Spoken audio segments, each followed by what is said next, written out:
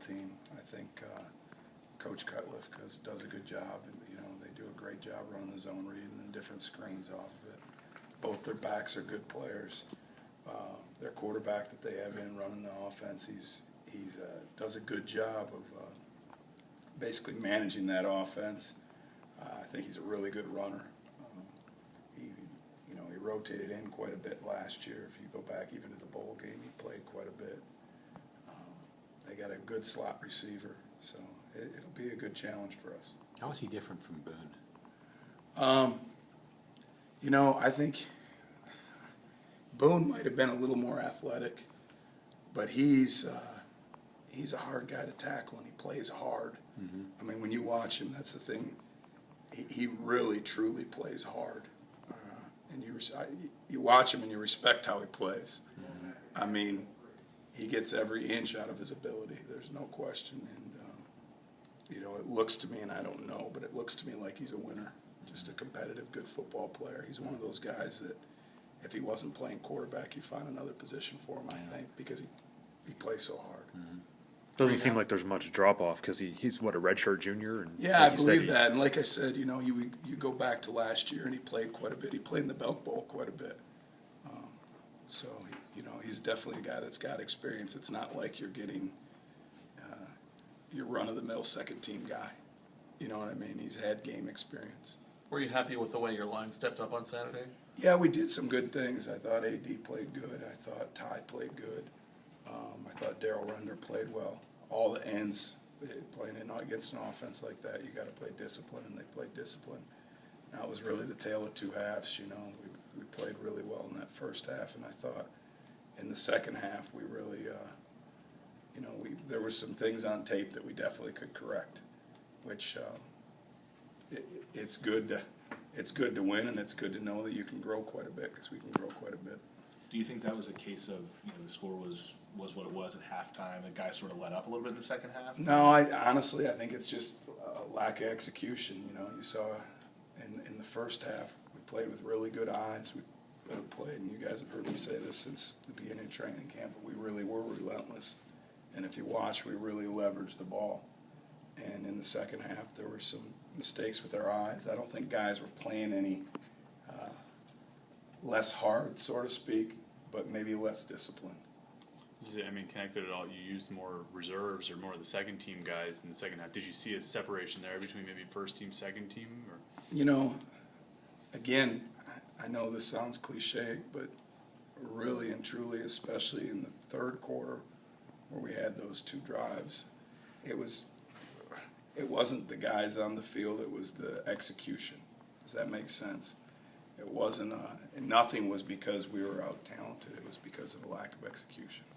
I guess the defense as a whole going to be a little bit busier this week. You played a team that was run.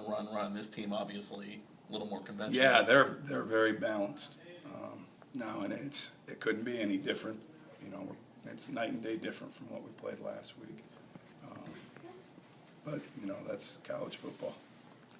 If you were to characterize your linebackers, Matt, would you say there's more speed than there is size, and how do you mitigate that problem? I'd say that's a fair statement. I don't know that it's a problem, but I would definitely say that right now we're more of an undersized group of guys that run than a big group of linebackers. I think that's a fair statement. You try to put them in positions, Jerry, where they are running and the ball's spilled to the side, and it's not necessarily now. Saying that and doing it, it's not always easy to scheme that way, but you want to put them in positions where they're using their talents and they're able to, able to fit best. So the lack of size won't hurt you that much? Depends who you're playing. Yeah. You know what I mean? It didn't hurt us last week by any means. And, if you watch college football in general, guys, unless you're in a 3-4 defense, linebackers have gotten smaller. That's just kind of the way the game's going. As they spread the field, you got to have more speed. Now, if you're playing the offensive line with 325 guys, right to left to right, is that a problem? No.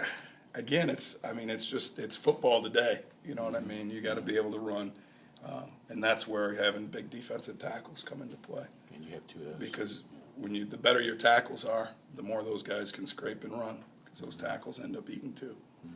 You're obviously focused on getting, your top group of guys ready to go each week and prepare, but how is your depth coming along? Are you developing some depth along?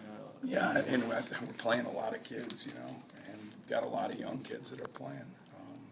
So it's a constant process, and shoot, we're only into game 3, so those guys, they need to develop, and we're going to need them more and more and more as the season goes on.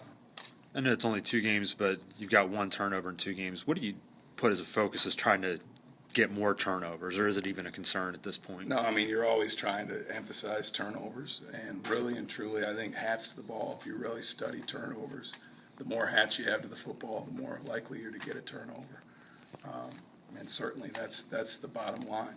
You're, whether it be forcing a fumble, all right, because a second man comes in, or recovering a fumble because you have hats to the ball. To me, that's the deal. How did Todd play, consider he had been inactive for a while? He played really good, and we were happy with Todd. I thought he competed. He was really disciplined, and it was fun to watch. He said after the game that he sort of came back after what happened in training camp with a new attitude. Have you seen that in practice? No question. He's been unbelievable, and he's prepared. He's been coachable. He gives great effort in practice. He's had an outstanding attitude, and I'm excited in where it goes from here. So. And the coaching you has to like his athletic ability too. Yeah. So it's fun. I'm glad. Like I said, I'm glad it's worked out the way it's worked out, and I'm glad he's, not only has he embraced what we're doing as a team and what Coach Chris asked of everybody, but he's done it with a blue collar attitude and put on the work hat and gone to work every day. Coach, thank you. Thanks.